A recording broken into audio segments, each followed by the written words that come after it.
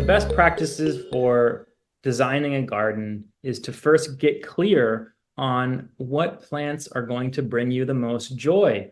For some people, that might be blueberries or fruit trees. For some people, that might be roses or ornamental plants. I think it's really helpful before you start designing to get inspired. Go online, go on Pinterest, go on YouTube and research what gardens look like that you like and start making a slideshow of examples of gardens that excite you. Start to learn to identify different plants in these gardens that you really like.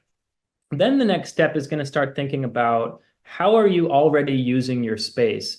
You want every decision in your landscape to harmonize with a future decision. So you don't necessarily want to plant a tree if you know you're going to build a patio at one point because that's going to be in the way. So you need to sort of plan out your landscape construction elements, and you need to think about drainage. There's a lot to consider when designing a garden. I would start with the area right around your house. Where's your social space going to be? Where's the driveway? Where are the walkways?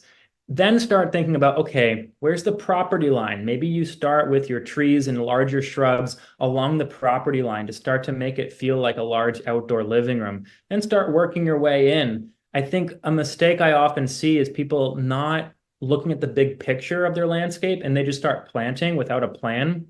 Really try to envision how this ecosystem, which is your landscape, is going to evolve over time. And start with the questions of construction elements, because they're the most permanent elements. You can move a hydrangea shrub if you need to. You can move a perennial. You can't really move a patio very easily. You can't really move a walkway very easily. So look for inspiration online and get clear about the style that you're going for. Get clear on the general very, very general conceptual use of the space. Where's the shed going to go? Is there a chicken coop? Where's that going to go?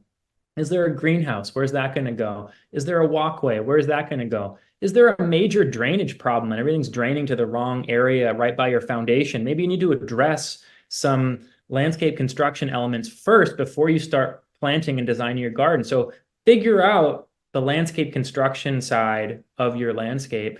Then generally plant along the perimeter of your landscape. Maybe these plants are also helping with some privacy. Then start working in. Do a lot of research with your trees and with your shrubs.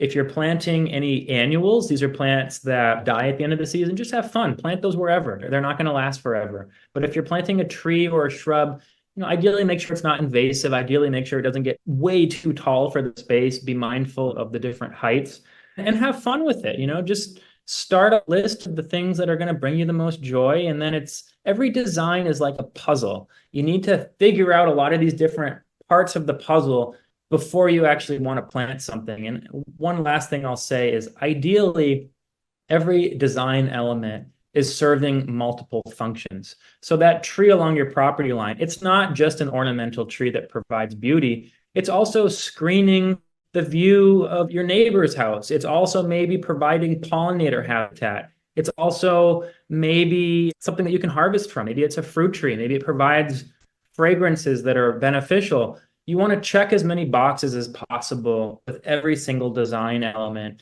And the more that you think about your design before you execute, the better.